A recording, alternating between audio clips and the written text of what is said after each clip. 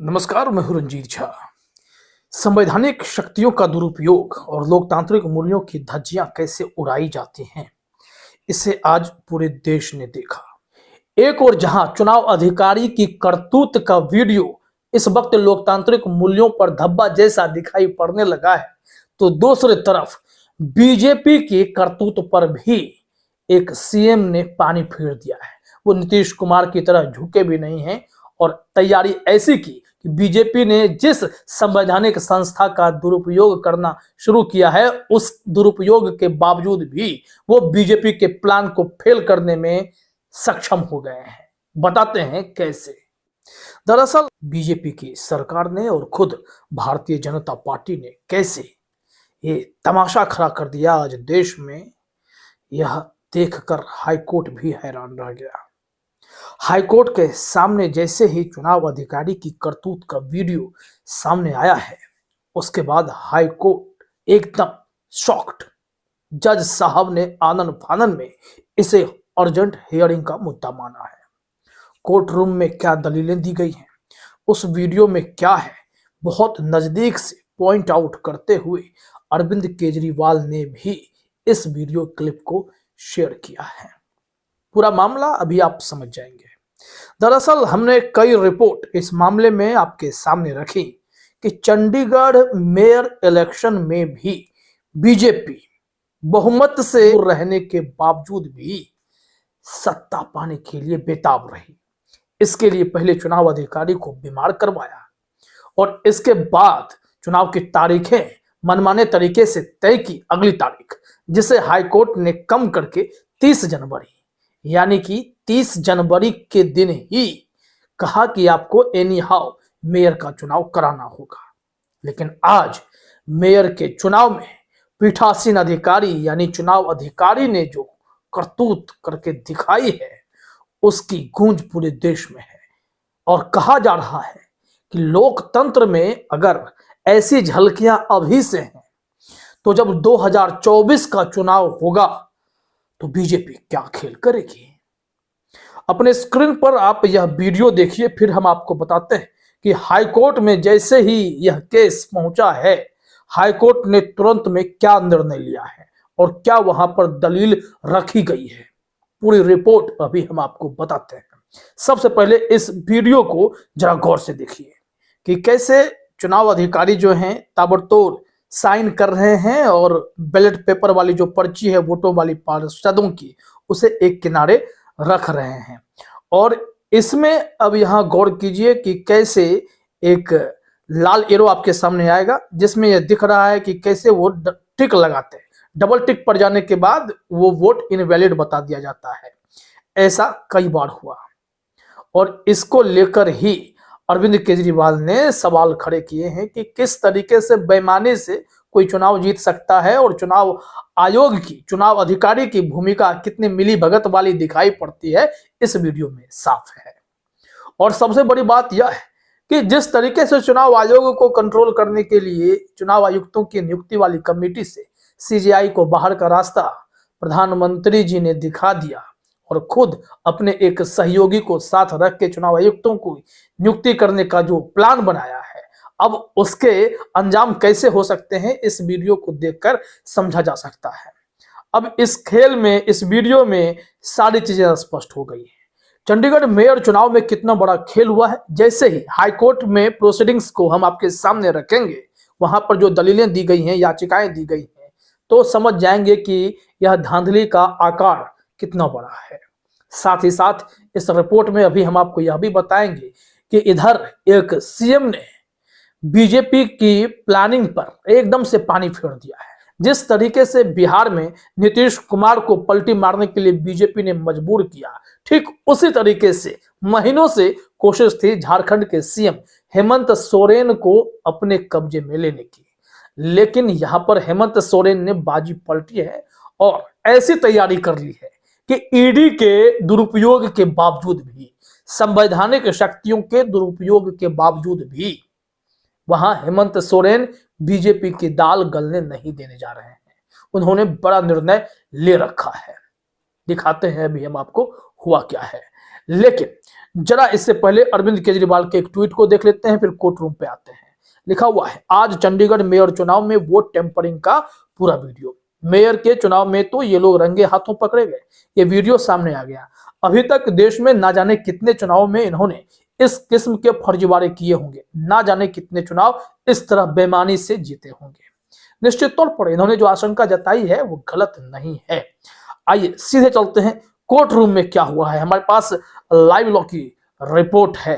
Headline में लिखा गया है, चंडीगढ़ मेयर चुनाव, उच्च न्यायालय ने वोटों में कथित छेड़छाड़ को लेकर नए सिरे से चुनाव कराने की आप पार्षद की याचिका को तत्काल सूचीबद्ध करने की अनुमति दी है।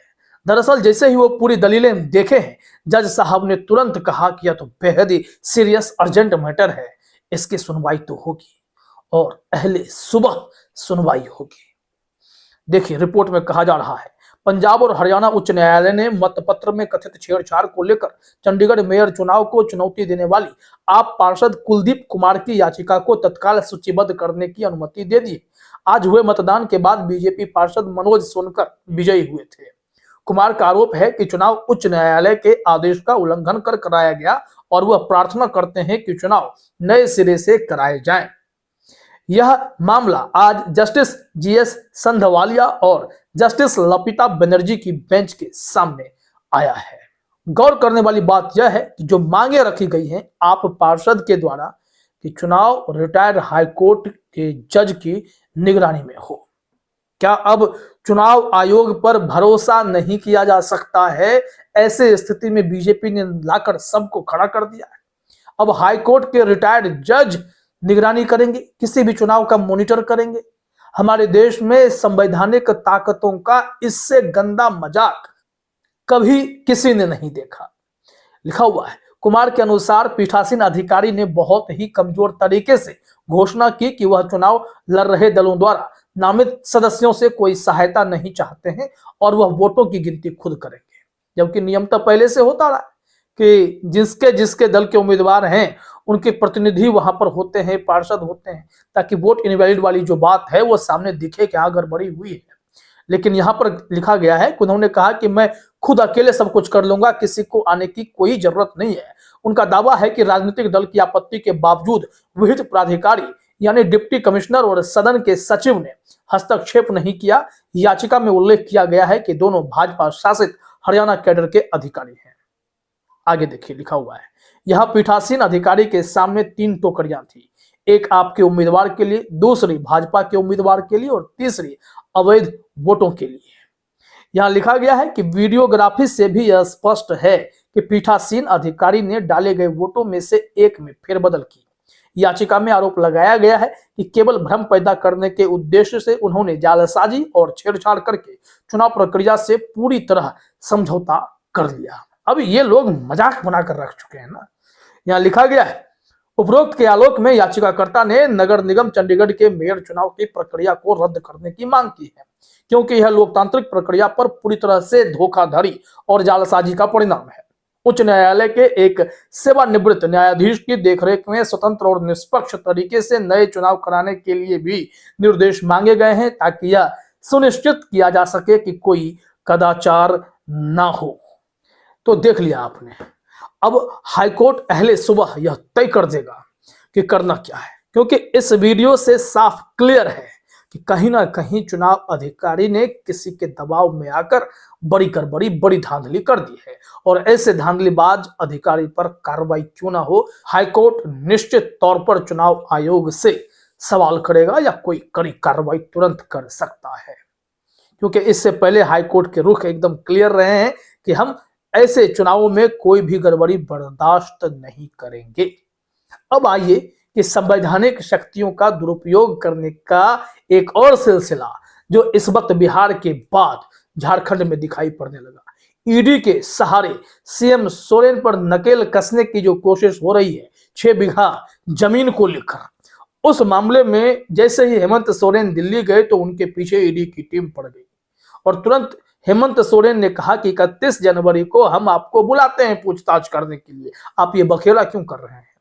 लेकिन हेमंत सोरेन समझ गए कि ये लोग मानेंगे नहीं, ये लोग किसी न किसी कारण से कोई न कोई तथा कथित आरोप लगाकर बिना सबूत के भी सिर्फ आरोप के बिना पर गिरफ्तार करके बाकी नेताओं की तरह, जैसे दिल्ली के बड़े बड़े नेताओं को जेल में डाला गया, इन्हें भी जेल में डालकर रहेंगे। ऐसे में जेल जाने की आशंका को देखते हुए हेमंत सोरेन ने अपनी पत्नी को विधायकों की बैठक में बुलाया भी, चर्चा भी हुई और यह तय किया गया है कि अगर कुछ होता है, अगर ईडी कोई गड़बड़ी करने की कोशिश करे तो कल्पना सोरेन जो उनकी पत्नी है उन्हें मुख्यमंत्री बना दिया जाए और फिर उन्हें एक जो विधानसभा की सीट खाली कराई गई है इस्तीफा देने के बाद, जेएमएम के एक विधायक के इस्तीफा के बाद उस सीट पर उन्हें चुनाव लड़वाकर गद्दी पर बिठाए रखा जाए।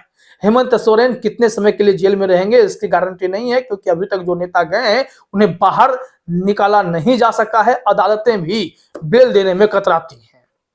ऐसे में हेमंत सोरेन तमाम प्रक्रियाओं को समझ चुके हैं, एक सादा कागज पर दस्तखत करवा लिए गए हैं और ऐसे में अब अगले दिन यह फैसला हो सकता है कि कल्पना सोरेन झारखंड की नई मुख्यमंत्री के तौर पर देखी जाएंगी। इससे बीजेपी के मंसूबे पर पानी फिर गया है।